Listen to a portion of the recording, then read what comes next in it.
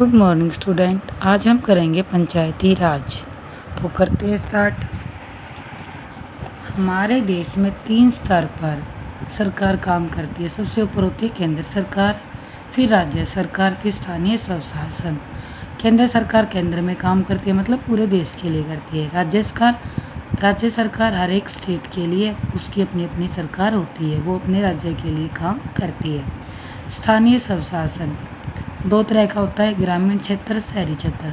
ग्रामीण क्षेत्र में ग्राम सभा, पंचायत ये काम करती है। शहरी क्षेत्र में नगर पालिका, नगर निगम ये काम करते हैं। तो हम इस चैप्टर में पढ़ेंगे पंचायती राज के बारे में। तो सबसे पहले पंचायती राज व्यवस्था का मूल उद्देश्य क्या था। जो हमने पंचायती राज व्यवस्था बनाई है उसका सबसे पहले मूल उद्देश्य क्या था। तो उसका मूल उद्देश्य था विकास की प्रक्रिया में जन भागीदारी को सुनिश्चित करना तथा लोकतांत्रिक विकेंद्रीकरण को बढ़ावा देना। क्योंकि कोई भी सरकार जब तक गाँव का विकास नहीं होगा तो कोई भी देश उन्नति नहीं कर सकता।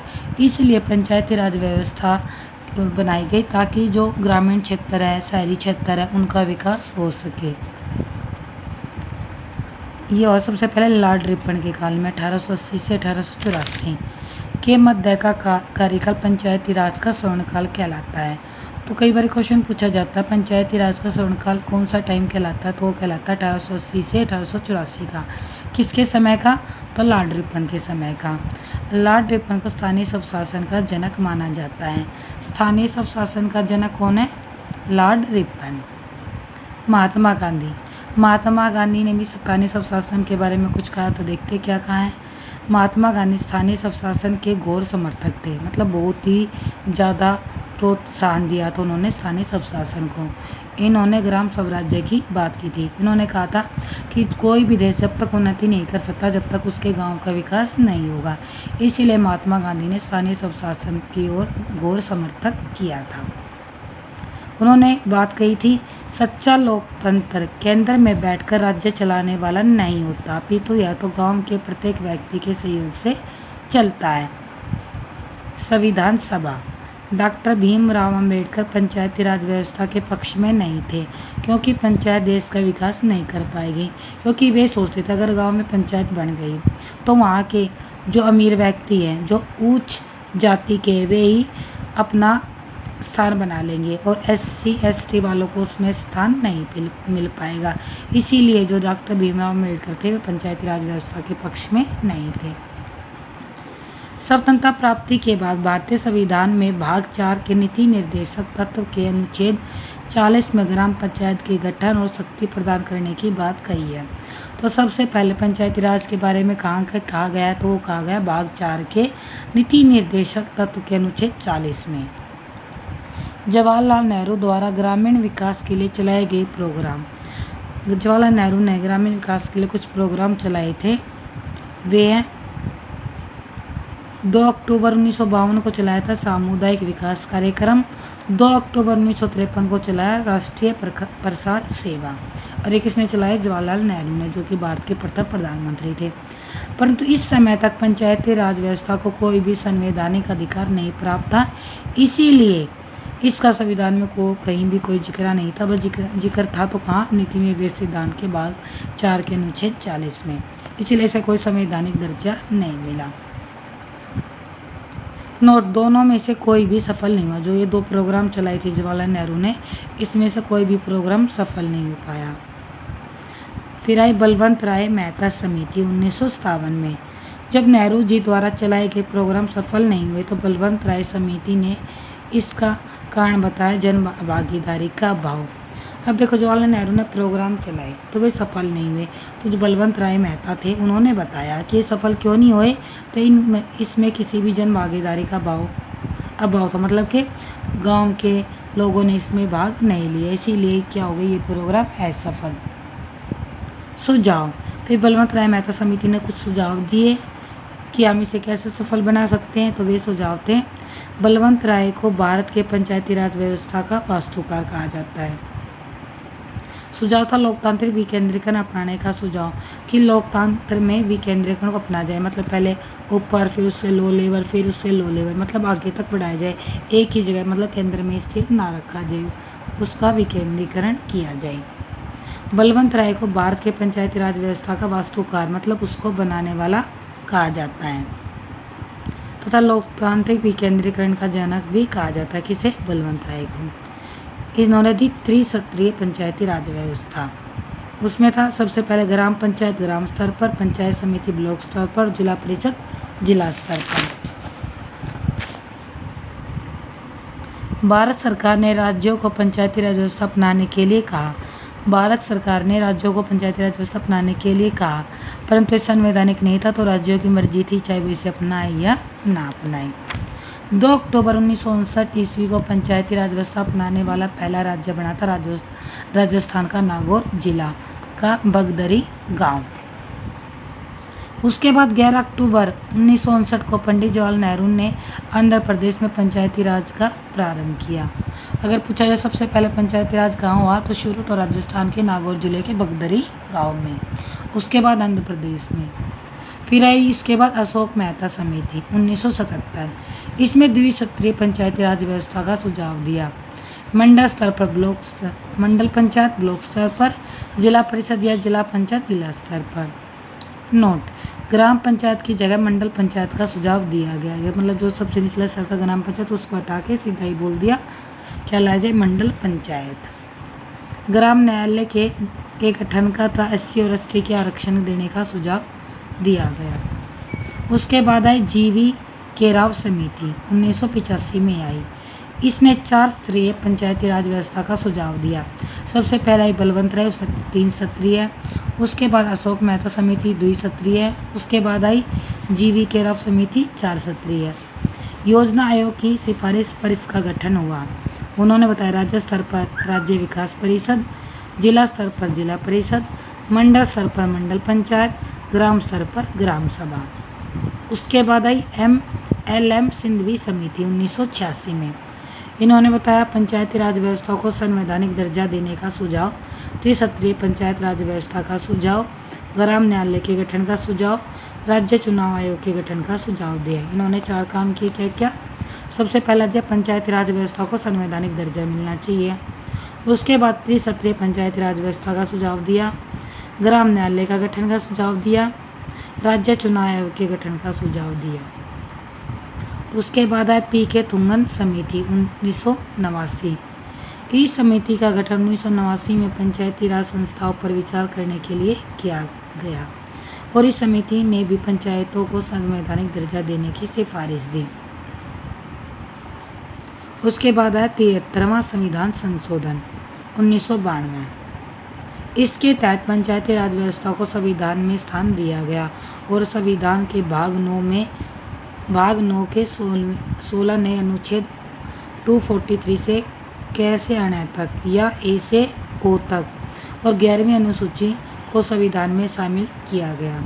संविधान 24 अप्रैल 1993 को लागू, संशोधन जो हुआ ये 24 अप्रैल 1993 को लागू हो गया। इसके बाद पंचायती राज व्यवस्था को संवैधानिक दर्जा मिल गया और वो हर एक स्टेट में लागू हो गई। नोट: 11वीं अनुसूची में पंचायतों के कार्य निर्वहन के लिए 19 विषयों के क्षेत्र को शामिल किया गया। तो कितने विषय शामिल किए गए? 29। कौन सी अनुसूची में? 11वीं में। इस कानून के अंतर्गत 20 लाख से अधिक जनसंख्या वाले प्रदेश क्षेत्र पंचायती राज को त्रिस्तरीय प्रणाली लागू करेगा तथा 20 लाख से कम हो तो द्विस्तरीय प्रणाली लागू करेगा। इस कानून ने ग्राम सभा को संवैधानिक अधिकार प्रदान किया। प्रत्येक 5 वर्षों बाद पंचायतों का चुनाव होगा। अगर पंचायत भंग होती है तो 6 माह के अंदर निर्वाचन होगा, मतलब दोबारा पंचायती राज शुरू होगा। कितने माह के अंदर? 6 माह के अंदर दोबारा ग्राम सभा स्थापित होनी चाहिए। अनुसूचित जातियों, जनजातियों व महिलाओं के लिए 1/3 सीटों का आरक्षण दिया गया। प्रत्येक राज्य में राज्य वित्त आयोग का गठन किया गया। OBC के आरक्षण को राज्य विधानमंडल पर छोड़ दिया गया, मतलब उन राज्य की मर्जी है कि वो कितना आरक्षण देंगे। हर गांव में ग्राम सभा का गठन होगा। अब है आधुनिक पंचायत समिति का स्वरूप। ये दिया है BN गाडली समिति 1989 को वर्तमान त्रिसत्रीय पंचायती राज प्रणाली का आधार माना जाता है। इसमें पंचायती राज की संरचना ग्राम सभा, सबसे पहला स्तर है ग्राम सभा। गांव के उन लोगों का समूह जो उस गांव के मतदाता सूची मतलब 18 साल से ऊपर है, वे सभी गांव के मतदाता सूची में पंजीकृत होते हैं। ग्राम सभा में 200 या उससे अधिक जनसंख्या का होना आवश्यक है। इसमें एक से ज़्यादा गांव भी हो सकते हैं। जहाँ जनसंख्या कम होगी तो एक से ज़्यादा गांव हो सकते हैं, वे अपने मिलकर एक ग्राम सभा बना सकते हैं। कई राज्यों में हर गांव की ग्राम सभा की बैठक अलग होती है। उसके बाद ग्राम पंचायत। एक ग्राम पंचायत कई वार्डों छोटे क्षेत्रों में बटी हुई होती है। प्रत्येक वार्ड अपना एक प्रतिनिधि चुनता है जो वार्ड पंच के नाम से जाना जाता है। इसके साथ पंचायत क्षेत्र के लोग मिलकर सरपंच चुनते हैं जो पंचायत का मुखिया होता है। वार्ड पंच और सरपंच मिलकर ग्राम पंचायत का गठन 5 साल के लिए करते हैं। ग्राम पंचायत का एक सचिव होता है जो ग्राम सभा का भी सचिव होता है। सचिव का चुनाव नहीं होता, इसे कौन नियुक्त करता है? सरकार नियुक्त करती है। सचिव का काम क्या होता है? ग्राम सभा में ग्राम पंचायत की बैठक बुलाना और जो भी चर्चा निर्णय हुए उनका रिकॉर्ड रखना। महाराष्ट्र के गांव में पानी के संरक्षण के नए तरीके जल संवर्धन विकास कार्यक्रम वाटरशेड कहते हैं। महाराष्ट्र में पानी के संरक्षण के लिए एक प्रोग्राम शुरू किया गया, उसे कहते हैं वाटरशेड। ग्राम पंचायत पूरे गांव के हित के निष्पक्ष रूप से काम कर सके, इसमें ग्राम सभा का महत्वपूर्ण भूमिका होती है। ग्राम सभा की बैठक में ग्राम पंचायत अपने लोगों के सामने रखती है, अपने विचार जो होते हैं, सारी समस्या होती है वो लोगों के सामने रखती हैं। ग्राम सभा पंचायत को मनमाने ढंग से काम करने से रोकती हैं, साथ ही पैसों का दुरुपयोग ना हो एवं कोई गलत काम न करे, इसकी निगरानी भी रखती है। इस तरह से ग्राम सभा चुने हुए प्रतिनिधियों पर नज़र रखने और लोगों के प्रति उन्हें जिम्मेदार एवं जवाबदेह बनाने में भी बहुत महत्वपूर्ण है। अब ग्राम पंचायत क्या क्या काम करती है? सड़कों, नालियों, स्कूलों, भवनों, पानी के स्रोतों और अन्य सार्वजनिक उपयोग के भवनों का निर्माण और रख रखाव ये करती है ग्राम पंचायत। स्थानीय कर लगाना और उसे इकट्ठा करना। गांव के लोगों को रोजगार देने संबंधी सरकारी योजनाएं भी लागू करती है। अब ग्राम पंचायत काम करे तो उसके लिए उसको पैसों की भी जरूरत होती है, तो वो उसकी आमदनी के स्रोत हैं घरों एवं बाजारों पर लगाए जाने वाले कर से मिलने वाली राशि, विभिन्न सरकारी विभागों द्वारा चलाई गई योजनाओं की राशि जो जनपद एवं जिला पंचायत द्वारा आती है, समुदाय के काम के लिए मिलने वाले दान भी ग्राम पंचायत की आमदनी के स्रोत होते हैं। नेक्स्ट ग्राम पंचायत में कार्यपालिका ग्राम के विकास के लिए तथा न्यायपालिका विवादों का निपटारा के लिए होती है। कार्यपालिका में प्रत्येक वार्ड से एक सदस्य होना चाहिए, उनका एक मुखिया या एक प्रधान होता है। न्यायपालिका में प्रत्येक वार्ड से पंच चुना जाता है तथा सरपंच एक ही होता है। वार्ड से तो पंच चुने जाएंगे परंतु सरपंच एक ही होता है। सरकारी अधिकारी होते ग्राम सेवक और VDO, ये सरकार चुनती है। पंचायती राज व्यवस्था में लोगों की भागीदारी 2 स्तरों पर होती है। इसे जनपद पंचायत या पंचायत समिति कहते हैं। एक पंचायत समिति में कई ग्राम पंचायतें आती है। नेक्स्ट है फिर पंचायत समिति, यह ब्लॉक लेवल पर होती है। इसका अध्यक्ष ब्लॉक प्रमुख तथा एक उपाध्यक्ष होता है। कुछ सदस्यों का निर्वाचन जनता के द्वारा उस क्षेत्र के लोकसभा, राज्यसभा, विधानसभा और विधान परिषद सदस्य भी इसका हिस्सा हो सकते हैं। सरकारी अधिकारी होते हैं BDO, जिसे कहते हैं block development officer. Panchayati Raj work on the principle of democratic decentralisation, यह भी स्टेट में है। कहाँ नहीं है? नागालैंड, मेघालय, मिजोरम में नहीं है। पंचायती राज लगभग सभी स्टेट में, परंतु नागालैंड, मेघालय, मिजोरम में नहीं है। सभी यूनियन टेरिटरी में भी है, बस दिल्ली को छोड़कर। नेक्स्ट है जिला पंचायत। पंचायत समिति के ऊपर जिला पंचायत या जिला परिषद होती है, यह तीसरा स्तर है। जिला परिषद एक जिले के स्तर पर विकास की योजनाएं बनाती है। पंचायत समिति की मदद से जिला परिषद सभी पंचायतों में आवंटित राशि की व्यवस्था करती है। इसमें एक अध्यक्ष और एक उपाध्यक्ष होता है। कुछ सदस्यों का निर्वाचन जनता के द्वारा उस क्षेत्र के लोकसभा, राज्यसभा, विधानसभा और विधान परिषद के सदस्य भी इसमें हिस्सा ले सकते हैं। सरकारी अधिकारी होते हैं सीईओ, चीफ एग्जीक्यूटिव ऑफिसर। अब ये अनुच्छेद की जो हमारे में पढ़ी है स्थानीय स्वशासन, वो कहाँ से कहाँ तक है पंचायती राज व्यवस्था की। तो सबसे पहले 243 से 243O तक। तो सबसे पहले आर्टिकल 243 परिभाषा है। इसमें बताई गई पंचायती राज व्यवस्था की क्या क्या परिभाषाएं दी गई है। फिर आर्टिकल 243 है, ये ग्राम सभा के बारे में बताता है। 243B, पंचायतों का गठन, पंचायती संस्थाएं त्रिसत्रीय होगी। जिन राज्यों में जनसंख्या 20 लाख से कम है वहाँ द्विसत्रीय हो सकती है, परंतु स्टेट की मर्जी है, कोई कंपल्सरी नहीं है। फिर आर्टिकल 243C पंचायतों की संरचना से रिलेटेड है। 243D ग्राम सभा का आरक्षण, SC और ST का आरक्षण जनसंख्या के अनुपात में और महिलाओं को कम से कम 1/3 हिस्सेदारी होनी चाहिए। OBC का आरक्षण राज्य विधानमंडल के निर्णय पर होता है। 243E कार्यकाल होना चाहिए 5 वर्ष। 243F सदस्यों की योग्यता, पंचायत का सदस्य बनने के लिए न्यूनतम आयु 21 वर्ष। 243G पंचायतों की शक्ति, अधिकार और उत्तरदायित्व को बताती है। 243H पंचायती संस्थाओं को कर लगाने का अधिकार। 243I राज्य वित्त आयोग का गठन और इसका गठन राज्यपाल के द्वारा होता है। 243J पंचायतों के लेखाओं की संपरीक्षा। 243K पंचायतों के लिए निर्वाचन आयोग का गठन, राज्य निर्वाचन आयोग